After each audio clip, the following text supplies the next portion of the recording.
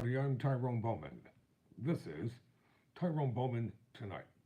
According to an editorial opinion uh, recorded and by CNN, it's entitled "The Case Against Trump's Company is Bogus." It was written by Alexander Telio. So let's get right down to it. So Alexander Telio is an attorney and author. He served as a law clerk to Judge Joan O. Newman of the U.S. Court of Appeals for the Second Circuit and to Judge Sidney H. Stein of the U.S. District Court for the Southern District of New York. The views expressed in this commentary are his own. So for more, you can go to read more at Opinion at CNN. So let's get right down to this. According to CNN, quote, in the mid-1950s, New York business corruption was rife, and mafia families were on the rise.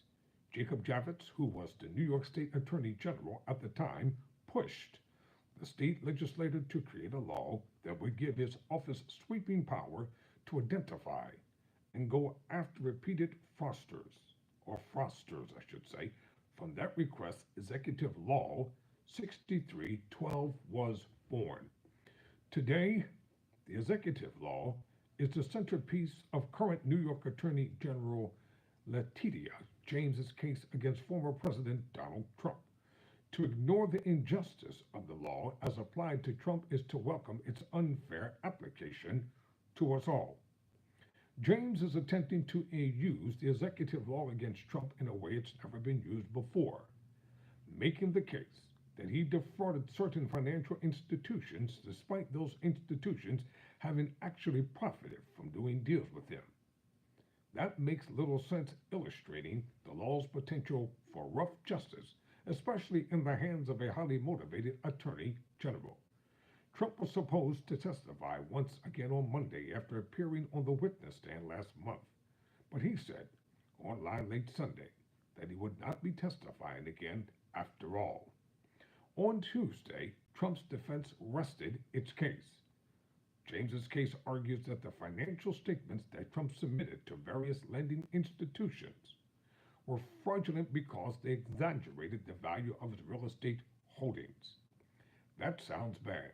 But what the AG doesn't allege is that any of those lenders complained about Trump's valuations, or that his valuations violated those lenders' rules, or even that Trump defaulted on any of the loans he received. He hasn't. Can someone be sued by the government for fraud if the supposedly fraudulent conduct hasn't harmed anyone? Under the executive law, yes. Trump's case proves it.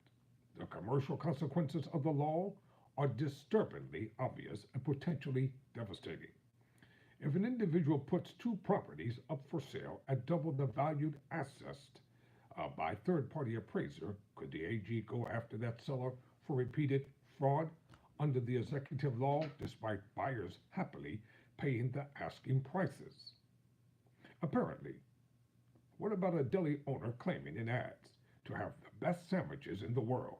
Could the AG go after that owner for fraud, even though customers have only praised and never complained about the quality of those sandwiches? In theory, yes.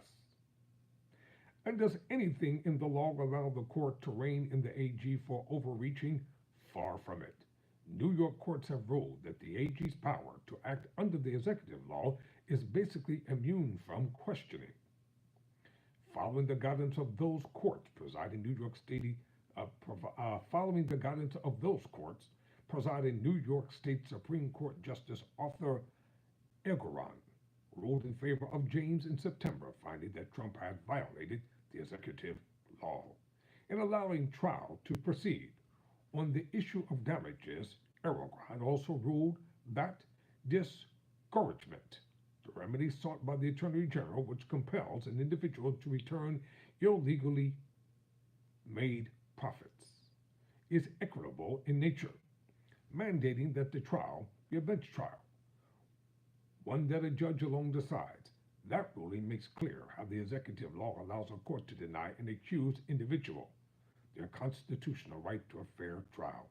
Well, let me interject this here. That kind of reminds me how many African Americans have been railroaded rather, by the judicial system. Recently I attended a trial, 3-day trial for one of my best friends, and his son was being tried, and they said that the jury was a jury of his peers.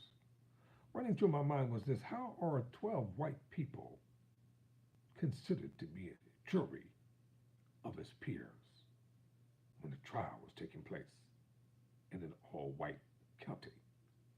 That is not a jury of his peers. Equitable disgorgement usually involved ill-gotten profits. In an insurance scam, for example, in which an individual tricks another into paying premiums for a non-existent policy, disgorgement would require the scammer to pay back whatever profits they illegally collected from the victim. That kind of straightforward calculation might be appropriate for a judge to decide alone, but there are no victims in Trump's case, and therefore no ill-gotten profits. So when James asked that an estimated $250 million be disgorged from Trump, what she's really seeking is a massive penalty, not a specified equitable remedy pegged to a victim's suffering, but the kind of unspecified and punitive money damages typically left for juries to decide. Instead of a jury, however, Trump gets Aragon, who isn't sympathetic to the free market economic principles underlying his defense. In a September ruling, Aragon ridiculed Trump for essentially arguing that value is inherently subjective, but value is often subjective, particularly in the real estate market. Aragon's decision obscures this point by mainly citing cases dealing with tax assessment challenges, not decisions implicating contracting business entities like the ones at issue in Trump's case. Aragon similarly mocked Trump for arguing that no sophisticated counterparty would have considered the financial statements and other information provided by Trump as material to extend credit without doing their own due diligence.